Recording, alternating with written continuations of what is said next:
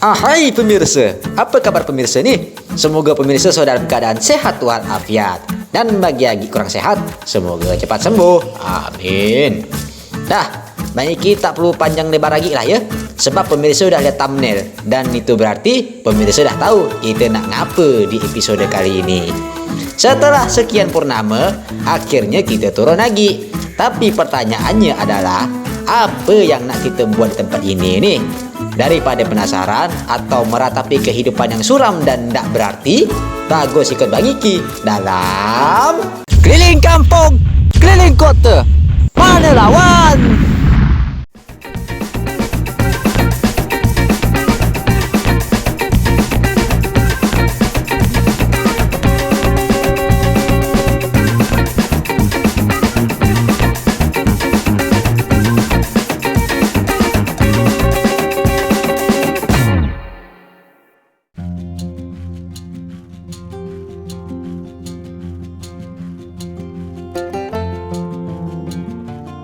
Danau Belibis.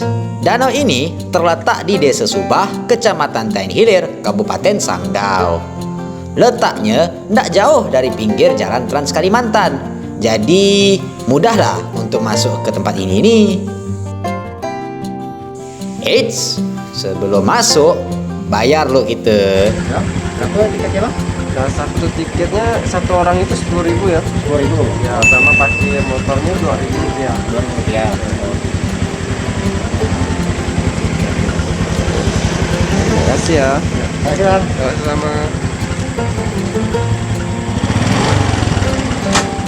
Ya.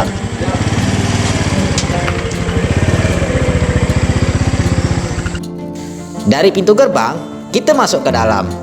Jarak dari jalur masuk sampai ke danau nggak terlalu jauh benar, sekitar 300 meter lah.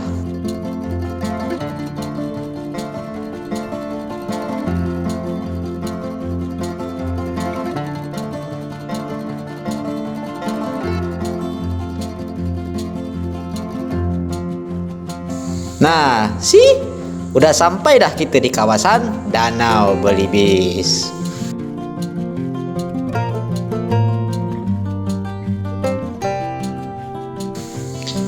Sekedar info buat pemirsa, dulunya kawasan ini merupakan areal persawahan keluarga dan juga bekas tambang emas.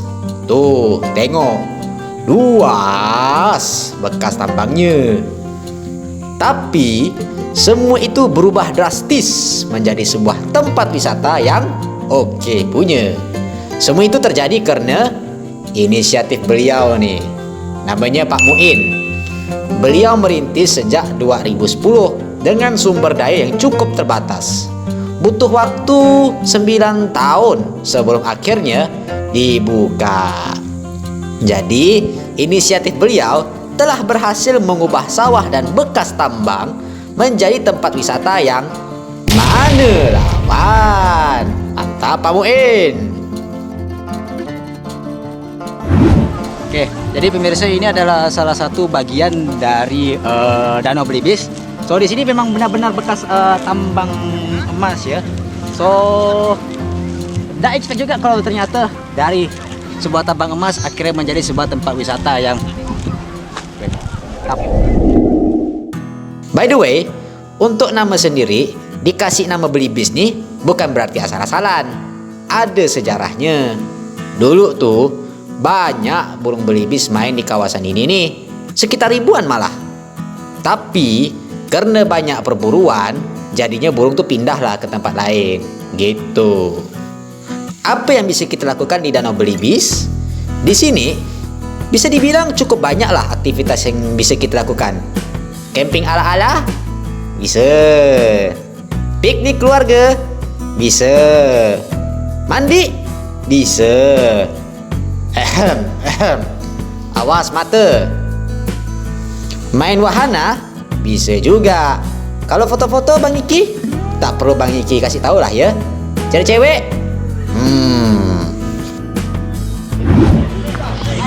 dengan luas Danau Belibis yang kurang lebih 10 hektar, di sini banyak sekali spot-spot yang bisa kita pakai untuk bersantai. Selain di saung ataupun di depan sana dan juga camping bertenda, kita juga bisa santai di bukit di depan Bang Iki nih.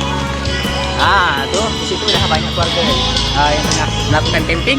So di sini benar-benar family friendly lah hitungannya. Oh iya, talking about wahana, mungkin Bang Iki bisa kasih info mengenai fasilitas. Di sini bisa dibilang cukup lengkap lah. WC atau toilet udah cukup oke dan banyak intinya. Ada tempat ibadah, kantin pun ada, saung untuk nyantai ada. Intinya udah termasuk oke lah. Walaupun gitu, imbauan nih ya buat pemirsa ya, dimanapun berada, kalau lagi berwisata, tolonglah sampah tuh habis makan, minum, janganlah asal letak. Macam mana lah bangsa ni nak maju? So far, dari keliling-keliling kita nih, Danau Belibis mempunyai prospek yang bagus lah. Kok bisa Bang Iki? Ho. Bang Iki tak dapat nak kasih tahu. Kalau kasih tahu tak serulah nanti. Intinya, kedepannya kawasan ini bakal menjadi sebuah destinasi wisata alternatif, bahkan bisa jadi destinasi utama yang mana lawan.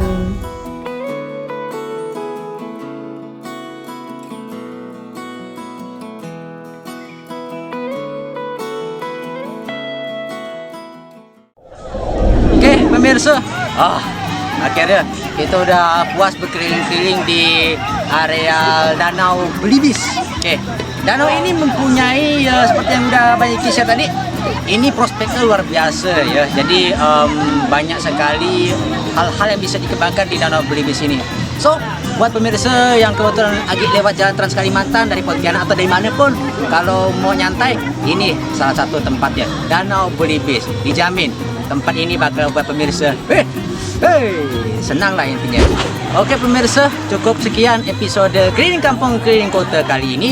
Semoga pemirsa bisa terinspirasi dari episode ini. So, akhir kata, Bang Iki mengucapkan terima kasih karena sudah menonton episode ini dari awal sampai akhir. Sampai ketemu lagi di episode berikutnya dalam Keliling Kampung Keliling Kota, mana lawan. Kita cukup dulu lah ya episode Keliling Kampung Keliling Kota kali ini. Apa nama?